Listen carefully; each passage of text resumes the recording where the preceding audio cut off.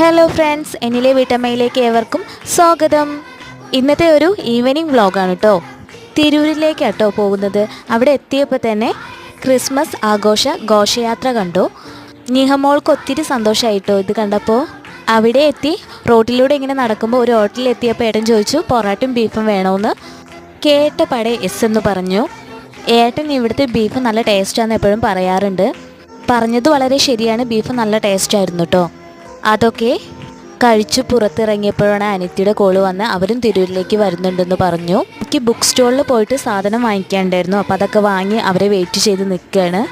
അങ്ങനെ അവരെത്തി.